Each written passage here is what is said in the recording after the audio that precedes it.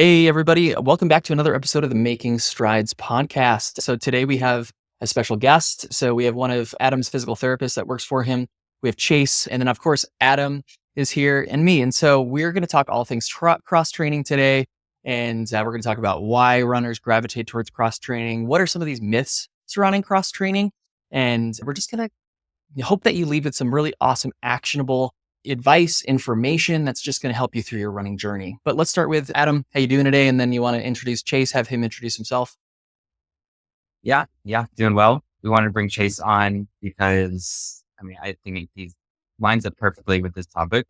He can expand more on this, but competitive swimmer, he's done some long course triathlons, so a lot of experience in the cross training realm, and then doing a lot more running nowadays. But I'll hand it over to Chase and let him kind of do a formal introduction. So, Yeah, so I'm Chase. I've been swimming for a long time now, since by the age of 8. I started swimming, and it was my first sport I did throughout high school and college. I honestly didn't run a ton throughout high school and college. I was more of just a swimmer. I found that after college, and I had some shoulder issues from college that I was still dealing with. So I was trying to find a different way to get some aerobic activity in, and found running. And did my first half marathon after college, and then kind of built it up from there. I've done 4 marathons now, first Ironman last year. So all the biking, swimming, and of course running too, all that combined. And so I've really been enjoying the running aspect and bringing that into my arsenal. Very cool. Yeah, we're glad to have you. I'm glad Adam has you as well, and you guys have each other down there in Colorado Springs. Let's dive straight in. I was telling Adam when we were prepping this topic, I have some, of course, just like anything, a soapbox and hills I like to die on when it comes to a lot of things with running, but with the cross training specifically, there are definitely some things. And I like to, whenever anybody's, hey, AJ, like even with, it doesn't matter the topic, and it could be like stretching, cross training, but as stretching is probably a more common question. So AJ, what do you feel about stretching? Or do you recommend stretching? And I'm usually like, well, it just depends. I'd have to understand a little bit more to answer that question. Can you help me better understand why you feel like you need to stretch? What do you feel like it's doing for you? Why is it worth that investment of time? And usually to give me a number of reasons, and then I can address those reasons. And so with cross training, it's very similar. So I could be like, hey, you're asking me why like what, or you're asking me what I think about cross training. I may answer with, do you mind if I ask you, what do you feel like? How do you feel about cross training? What do you feel like it's doing for you? You're investing in cross training as opposed to doing something like just running more. And so I think there are a couple of big answers that we usually hear. But Adam, what are some reasons that you feel like, or you hear from runners that they're like, why are runners cross training? yeah, I'd say the first one is injury prevention. They want to avoid getting injuries, and they feel like that's going to be the medium that offers that.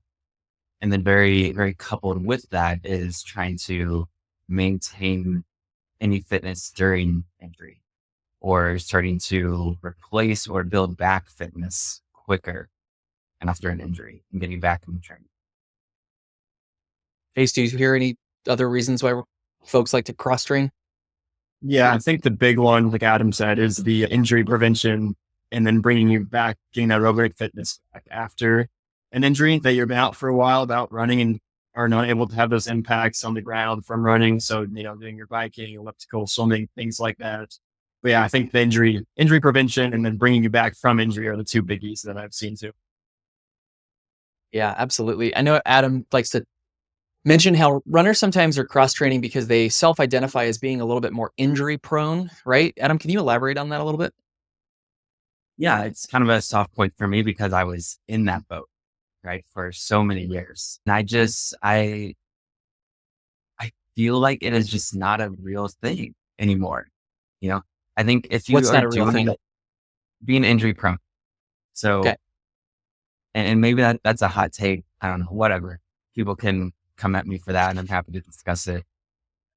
But it's running is demanding. So if we are not balancing our frequency of runs, our duration of running, our intensity of running very well, like it doesn't matter how much or how little cross training you're doing, like eventually things are not going to work in your favor. And that was the problem I was having for so many years. I was trying to train too much, too hard, unknowingly at the time.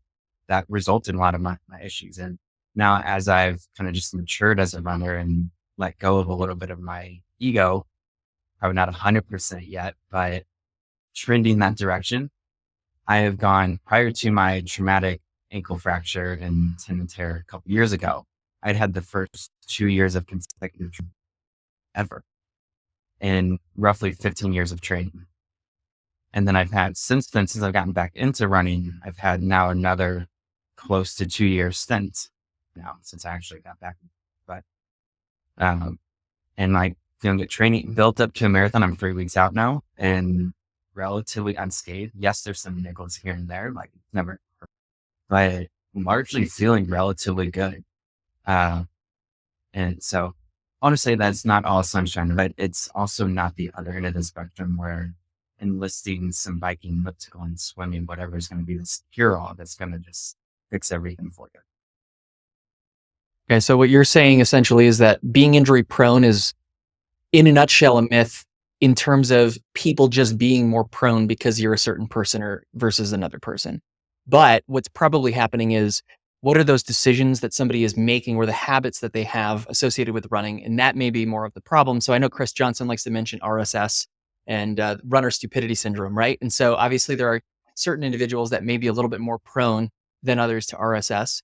I think that obviously runners who are educating themselves with the right information and have really good self-control and patience with their training are probably going to be less injury prone than others who lack those qualities. Yeah, it sounds like with cross training being, that leads us to this next part of the conversation, which is cross training reduces injuries. Myth or not a myth? I'm pro myth, but I'll let Chase take a stab. I think it really depends more on the person, I would say. Of course, like anything else in the PT world, it depends, right? But I think that, if we were asked the question, is cross training essential to be a good runner? I don't think that's correct. I think you can definitely run and be a great runner and never step foot in a pool or never hop on a bike.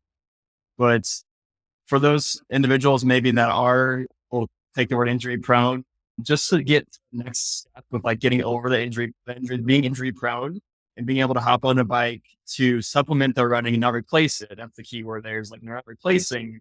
You're not a 1-for-1 ratio there. You're making sure it's a supplement to your run and it's negatively affecting the run to where you're hopping on a bike for so long and doing a high intensity workout. The next day, you're sore and your run is kind of taking negative effects from that. So we got to make sure it's just like a nice balance there. But I think mixing it into your normal running routine can be beneficial for some people, depending on their history with running and where they're at in the running career, I'd say.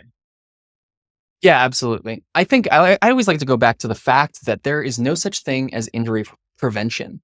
There is such a thing as injury reduction, but they are definitely different. But injury prevention is the hot word that's used all the time. I like to call this the injury performance paradox, but essentially the harder somebody's working towards a goal, the more likely they're going to be injured. And conversely, like if somebody is not training as hard, they're obviously going to be at lower risk for injury. And then there are tons of other factors, and then you have the whole psychosocial equation as well. So it's just such a complex topic, but there is, without a doubt, no such thing as injury prevention 100%. Now, where's the context that might make cross training a good idea to reduce injuries with somebody? If somebody does not have a lot of self-control with their running, and running is their sole outlet, a certain amount of time exerting themselves per week for whatever else, and running is the only thing that they're doing, capacity. Whereas if you stick them on a bike for a certain percentage of that exertion, then that person may not get injured as much, right? And so there's that component. But I do think that cross training can be essential in certain contexts, potentially. I don't know about if essential is the right word. For example, maybe somebody is really having trouble loading a tissue to any capacity, and their pain experience is unique in the sense that they're very load averse in their injury, where they are in their injury journey. And if getting them on a bike or getting them on an elliptical or something like that is going to be that first step sweet spot of where they need like load to that tissue and to their body, and from a nervous system calming down perspective, if that helps desensitize like what's going on to help get them to running, that's awesome. What I don't want to see is runners trying to rest from running as much as possible to optimize their healing And then we lose this critical aspect of loading the tissue with the issue. And like the fact that you can't get runners back to running without running. And by no means does getting on an elliptical or a bike to any capacity or volume replace something like a run walk program. Right. And so we don't want to see that happening. But anyway, I guess those are like my only thoughts. But if I were to answer the question, does cross training reduces injuries, myth or not a myth? It depends. I would say just blanket statement wise, it's a myth. But yeah, that's probably all I feel safe or comfortable saying there. That's perfect. So we got piece from every. Perfect. So there's that other part of that. So going back to why do runners gravitate towards cross training? We just talked a whole bunch about the injury prevention, quotation marks for those just listening, that I'm making. Injury prevention piece, but there's the other enhancing performance or cardiopulmonary fitness perspective. Okay. Myth or not a myth, cross training enhances running performance. That's going to go, it depends on that one. So maybe we have a greater consensus on this one. Maybe not. I think that it's just tough, right? Because running is very demanding on the musculoskeletal system. And that is a piece you don't get as much in these other aerobic modalities, right? So it's also important to recognize that the cardiovascular and muscles, or the cardiovascular system and muscles, will adapt faster than your bones and tendons. And that's where people can get in trouble with some of these cross-training modalities, where they start progressing quickly in their aerobic fitness, but their other tissues in the body, the bones and tendons specifically, are lagging weeks, if not really months, behind that development. And then we end up with some malfeasance and end up with bone stress injuries. And so in that case, it really works against you. But of course, at least in the short term, it can really beef things up. You see these college athletes who are running like in these big time programs.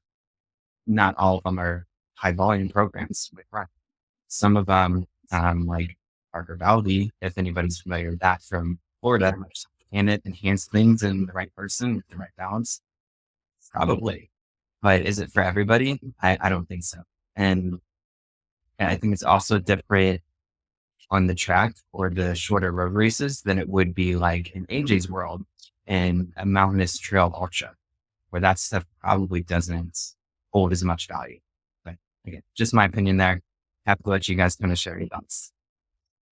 Yeah. So, I mean, I agree, right? So, if we're injured and we're sitting on the couch for 3 weeks versus doing some kind of aerobic activity, biking, swimming, whatever, obviously that's going to be much better than just doing nothing, right? So doing something that's kind of good is better than doing something that's terrible, right? So I think that aerobic piece is pretty important in that sense. I want to piggyback off of Adam with the loading piece of it. So a lot of the cross training modalities we talked about don't involve the loading that running does. And of course, there's a mismatch there. But I think adding, walking, hiking, or doing things like that where you are loading, but maybe not as much impact as running is, and supplementing that with some of the other aerobic activities that may be more intense, with a loading piece a little bit better, as long as I can obviously tolerate a longer walk or maybe a hike. And being in Colorado, obviously plenty of options for the hikes. But I think that can help with that loading piece as well. If we're doing a little bit of both, and we're not ready for the running part yet. So Chase, I want to hear from you more directly. If I reword this, should cross training be an essential piece of enhancing a runner's performance?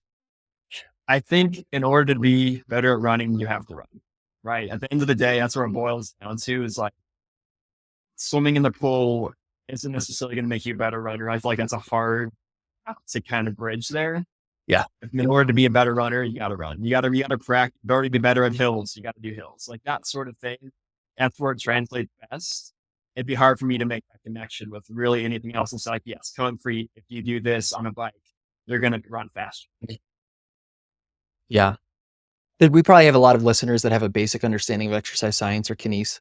And so the said principle, right? Specific adaptations to impose demands. Yeah, it's very applicable here. So I'm sorry, but if you are capable of just sensibly increasing the amount of running that you have, okay, so if I'm trained, I sometimes have this conversation with my athletes, my coaching clients, who are like, hey, AJ, I just want to improve my fitness. And if they're really healthy and they have a long string of not having niggles and they're pretty healthy, those are all green flags for us being able to push the envelope a bit. And so they'll be like, how can we enhance my performance? I'm like, well, we need to run more. I would say, and then I say, how much time can you, like, eventually over the next couple of weeks to months, how much time can you contribute? How much more time can you contribute to running? And if they say I can do, like, maybe they're doing 7 hours a week of running and they're like, I can do another like 4 hours a week of running, make it an even 10 hours a week. Then it's my job to help structure a training plan where they are sensibly able to increase the amount of running that they're doing to 10 hours per week.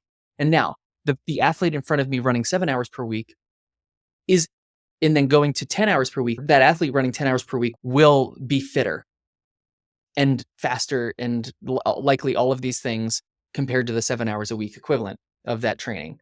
And so I think that it is one of the largest key variables with running performance is like the volume that you're running. There's so many other variables, but if we were to pick one that's most powerful to indicate how fit somebody is, the volume of running is that. But anyway, back to the said principle. If you gap that 7 to 10 hours with 3 hours of cycling, you are not going to have the same performance enhancement as if you were able to safely go from 7 to 10 in running alone, because the adaptations from cycling or swimming are not specifically designed in the body to enhance running. There are a lot of just one thing, like tendon stiffness, or even just like the running economy kind of factor. Like you don't get any of that doing cycling or swimming. And that is a huge component of your running economy and VO2 max and like stuff like that. Like all of that stuff is very specific adaptations to the activities that you're doing. And that's why even look at your watch, like your Garmin has a separate VO2 max for running and cycling for a reason. Anyway, so yeah, if I were to force myself to answer this question, I would say no. And I speak from experience. The last time I cross train in the sense of it, because I do a ton of strength training, if you want to count that as cross training. But in terms of riding bikes, ellipticals, and swimming, I've done very little for the purpose of complementing even my running. I've done quite a bit of like mountain biking, but that's just for fun. That has nothing to do with my running. That is just for fun. And then swimming, yeah, no. I mean, yeah, I don't swim very much. So anyway, I speak from experience. Could I be a better runner would I perform better at all of my races if I somehow fit another 2 hours of exercising into my regimen that happened to be like cycling or something like that? Maybe. I don't know. It's not worth it to me though. I'd rather spend that time with my family and doing strength training and mountain biking or something like that, which maybe mountain biking is, there's some carryover. I don't know. I'm rambling. So moving on. Any thoughts there? I looked at the next topic here. No, just maybe adding that, like, okay, let's say in that example, you add 2 hours of cross training. If that is going to take away from the other 7 hours of running you're doing, then it's definitely not worth it. Or if it's going to make it that much harder for you to eat enough calorically to support that level of training, also not worth it. So that's going to put you at a higher risk for injury and then defeat the whole purpose you might have been into it in terms of reducing that injury risk. So it can, if it, again, just kind of going back to like weighing the pros and cons of layering this into your training, is it worth it for you? Yes or no? That is a really hard question to reflect on, or not necessarily hard, an important question to reflect on, is if it's going to end up with a net positive. Yeah. That is just money, because I bring this up all the time when runners are doing unnecessary things in general, because endurance athletes, I just assume that all endurance athletes are short on time. They're time restricted. Running is, think about it this way, like I can enhance my strength training and get stronger and build more muscle in like significantly in 3 hours a week. Okay. But with running 3 hours a week, that's not very much. Okay. So runners are typically running several more hours per week than that. And just stereotypically, or maybe it's just the runners that I work with, I tend to see a lot of busy parents with busy jobs who are trying to fit in this running. And It's just anytime I can help a runner by getting them to change their mindset and beliefs in what's important and necessary or essential for their running and take those things off the table, whether it's spending time activating your glutes, stretching, foam rolling, cross training.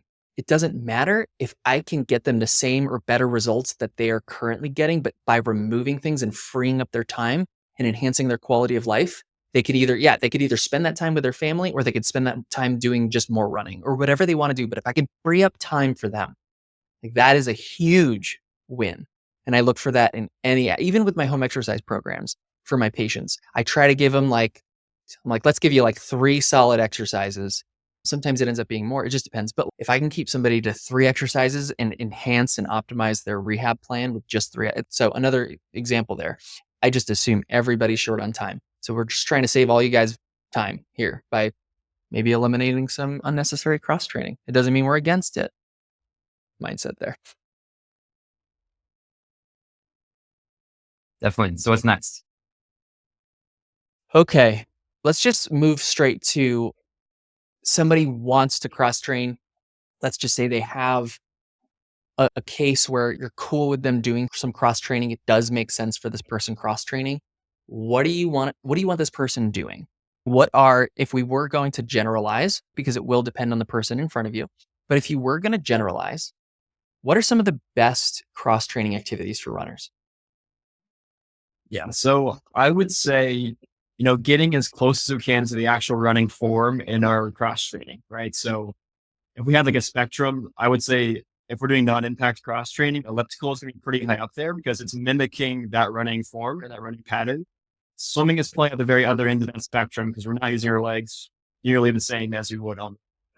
I think it depends too on what someone likes to do, right? So I don't want to give someone, if they never swam before, be like, hey, let's go on the cross train there. If they already have been on a bike or elliptical, let's start there and do that. Or if they like swimming, like that's fine. But I would say thinking at it more of like an active recovery mindset than any kind of intensity. Like I would never really build in intensity into a cross training because it's not meant to take away from the running. And if we have too much intensity, that's going to start affecting our runs negative. Adam? I would echo a lot of that, right? We want to be as close to running as we can be. So again, we just get towards that specificity component. I'm a big fan of uphill walking. So whether it's on the treadmill or that's on a trail, whatever. And if you want to get after a little bit, I'm okay with that. Again, as long as it's not taken away from our rib line, flipped so it's like vertical.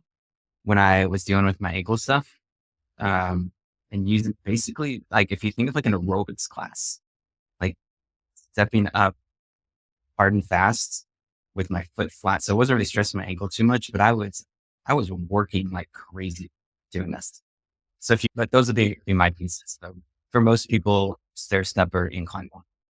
I'm going to go a different direction from you guys. I love your answers. I think that if you're trying to get a runner if you're trying to just enhance their running and appease their want to run and stuff like that, you guys are hitting the nail on the head. I came to running late in life. I was a different type of athlete of many different kinds that are very far away from what running is like. And I love running and I found running, really fell in love with it in my mid to late 20s. And I want to do it for decades. And so the fact that I don't identify as solely a runner, I've had a lot of other athletic endeavors in my life that are, like I said, very different than running. But I am surrounded by runners every day. And I know that runners suffer from this single identity crisis of being a runner. And anytime, and I know from a sports psych perspective and from a health perspective in general, like physical health perspective, it can be very beneficial to get runners doing things that are not running and not similar to running. And anytime I can get runners doing something other than running and start to peel away that identity that is solely a runner and make them a more holistic athlete and person, then I think that's a win. And so then if you add into this concept what are the two main things that running is just kind of not great at that are really important for longevity and health?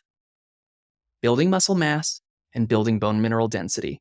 Both of those things those are some of the strongest indicators of all cause mortality or decreasing all cause, increasing overall longevity and independence throughout life, and athleticism in many ways. And running in general does not enhance either of those. We've talked about those at length a little bit more in other episodes, and we could absolutely talk forever about those even more in the future. So, with all of that context, with the combination of getting runners to do something that's just not running, separating their identity a little bit from running, combined with getting them to do things that are going to be much better at increasing bone mineral density and muscle mass, I want to see runners trying to gravitate towards those types of activities as cross-training outlets. Strength training, plyometrics, anything that's going to be axially loaded, multi-directional. Go do some pickup ultimate or something like that. Anything, right? Make some new friends. Those aren't runners. Maybe some of them are, but make some new friends, find some new hobbies, and maybe get into slow, heavy resistance training. Some powerlifting. Something like that is really what I want my runners trying to explore. I'm not going to force it on them, but that's like what I think would be the best use of their cross training time. I would piggyback off of that too. I think it's an interesting point you bring up. If a runner is only running, right, and they don't have another outlet and they get injured, then what happens, right? If they're like, I hate biking, I hate doing anything else, like I just want to run. We get in this cycle of, like I get injured, I had to stop running and do what I want to do. And then if you're just continuing going through that cycle, don't have something to fall back on, whether that be the strength training, elliptical, something else, then eventually it might just be like, all right, I'm over this, I'm going to stop running. It's causing me too many issues, and mentally I'm fatigued and everything else. So it's a good aspect on like the mental side of things, having that outlet there too. So they're not avoiding this kind of cycle and maybe even ending up not running anymore afterwards.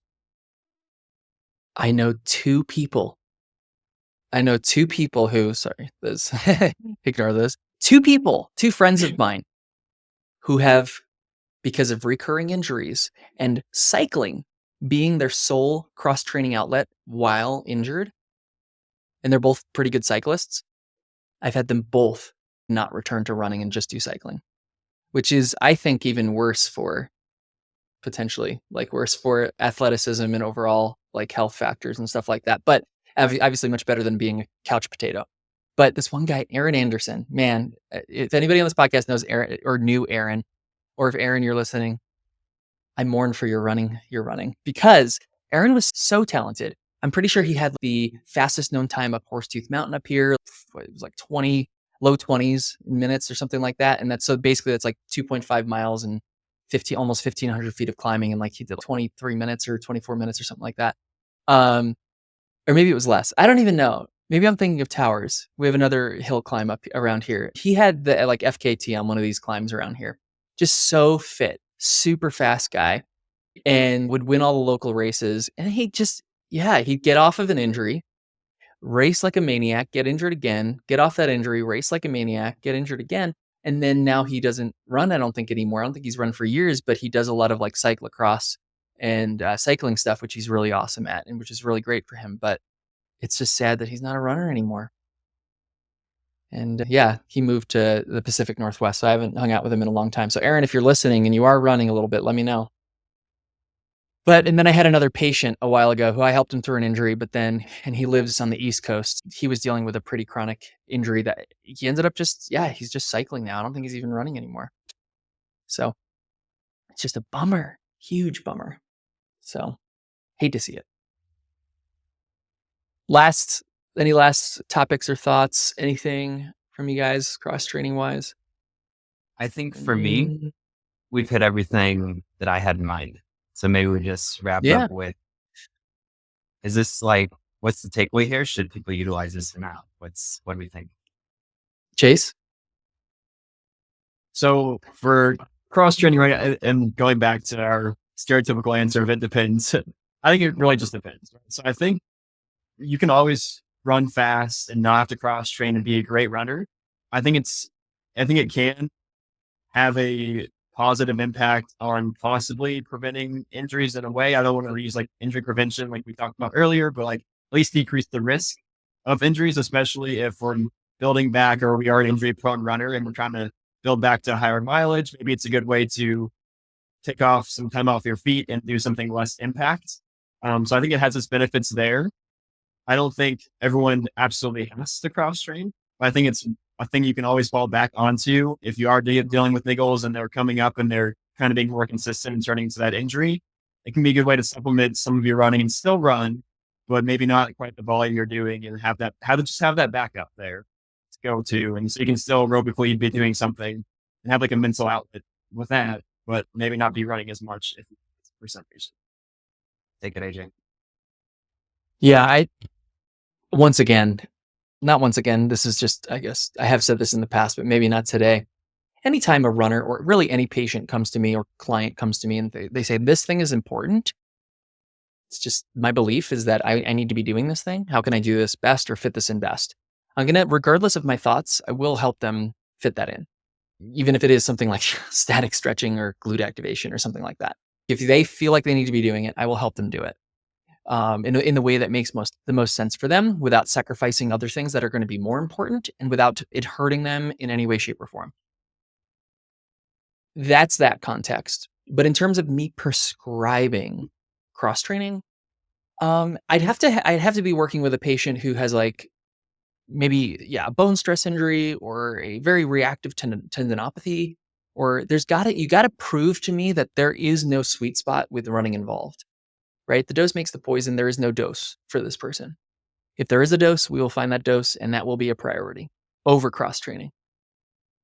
If this person, for their sanity, mental health, and beliefs or whatever, they just need to be doing more than what that sweet spot or dose that's appropriate can deliver, then I will help them find the optimal activity. That's how I like with orthotics too. Like it's a good example. If a runner, I try to keep runners out of orthotics, but if they need one temporarily, we are with the commitment and understanding that it is a temporary thing that we will taper and get rid of, and they will get back to being their independent, optimal self. It is never a long-term crutch. And same with cross training or really anything. So there's a place for it. It doesn't by itself reduce injuries. It doesn't by itself enhance performance, but it can be one of many factors that complement either of those areas, depending on the situation. Yeah. Adam, you're last. For me, I want to go back to kind of what you alluded to at the start of this of like, why are we doing this? What is the real motivation here? If this is something you really like and enjoy and adds value to your life, by all means, let's figure out how to work it in. But if it's something that you feel like you have to do for XYZ reasons, well, maybe we look at some different alternatives, because it's probably not offering as much as that, or there's maybe some better things that we could do instead to get those benefits that are maybe a little bit more backed by some evidence and some science that will ultimately set you up long term. Like with most things, let's get at the why. Let's understand the situation better. And then that will ultimately lay the groundwork or the pathway for us everyone to go forward. I'd say at the end of the day, if you can run, let's run. And if we need to add that cross training in, then we can. But running's always going to be the number one thing to go back to for that specificity piece more than anything else. Or if they need to be doing something, and I do agree with that, or if it is sensible to do something other than running, that can be healthy in other ways as well. So just got to figure out their why and their goals. Go from there. If somebody's, I want to just get better at running at all costs and all investments of time, 100%. But if somebody's, I want to do this till I'm 80, then that may change what we pick. So cool. Thanks, guys. Appreciate your time. Yeah. So at this point, we usually say something like, go make some strides. Right. And maybe some things that are not strides. Who knows? It depends. And we'll go from there. Cool. Thanks for tuning in. Yeah. See you guys. See you. Okay, cool.